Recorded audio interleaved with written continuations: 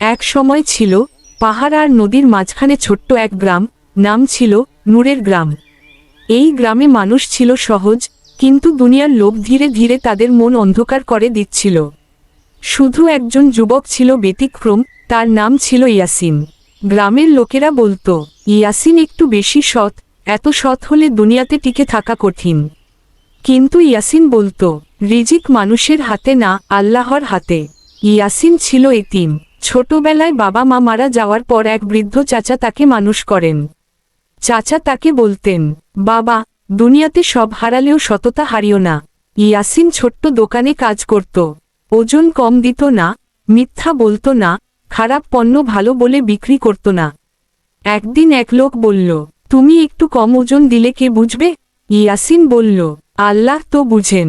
এই কথা শুনে লোকেরা হাসত। একদিন এক ধনী ব্যবসায়ী এল। সে বলল, এই স্বর্ণের থলি রেখে যাচ্ছি, 2 মাস পরে নিতে আসব। সবাই চুপ, কেউ দায়িত্ব নিতে চাইল না। ইয়াসিন বলল, আমি রাখব, ইনশাআল্লাহ। লোকেরা অবাক, এত বড় সম্পদ, 2 মাসে কত কিছু হতে পারে।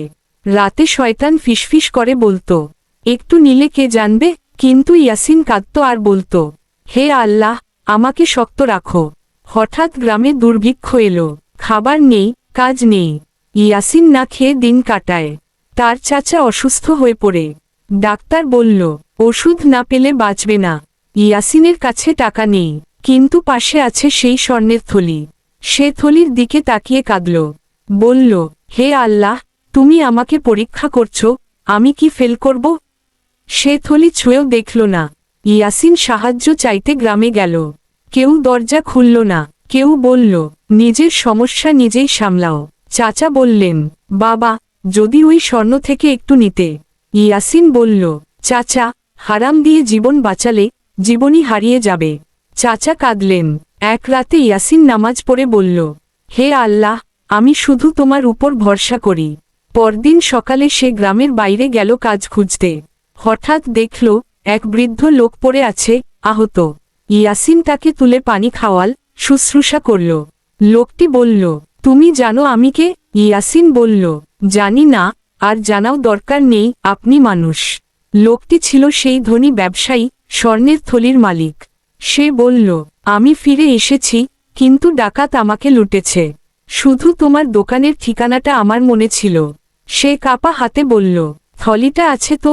ইয়াসিন এনে দিল। ব্যবসায়ী কাঁদতে লাগল, বলল, সবাই বলেছিল তুমি নেবে, কিন্তু তুমি নাওনি। সে বলল, এই স্বর্ণ এখন তোমার পুরস্কার। ইয়াসিন বলল, আমি কাজ করেছি, লোভে না পড়ে, পুরস্কার আল্লাহর কাছে। তবুও লোকটি জোর করে তাকে অর্ধেক স্বর্ণ দিল। সেই স্বর্ণ দিয়ে ইয়াসিন চাচার চিকিৎসা করাল। চাচা সুস্থ হয়ে উঠলেন। গ্রামের মানুষ লজ্জা পেল। তারা বলল, আমরা ভুল ছিলাম, সততাই আসল শক্তি। ইয়াসিন এখন বড় ব্যবসায়ী, কিন্তু আগের মতোই সৎ। সে বলতো, সততা কখনো খালি হাতে ফেরায় না। কখনো দেরি করে, কিন্তু খালি করে না। মূল শিক্ষা, সততা কষ্ট দেয়, কিন্তু ধ্বংস করে না। হারাম সহজ, কিন্তু ভয়ঙ্কর। হালাল কঠিন, কিন্তু নিরাপদ। আল্লাহ কখনো সৎ বান্দাকে একা ছেড়ে দেন না। শেষ কথা, সততার সেরা পুরস্কার দুনিয়াতেও, আখিরাতেও। ভিডিওটি ভালো লাগলে লাইক দিন, কি শিখলেন কমেন্ট করুন, শেয়ার করে অন্যকে জানার সুযোগ করে দিন। এই রকম আরও ইসলামী শিক্ষণীয় ভিডিও সাবস্ক্রাইব করে পাশে থাকবেন।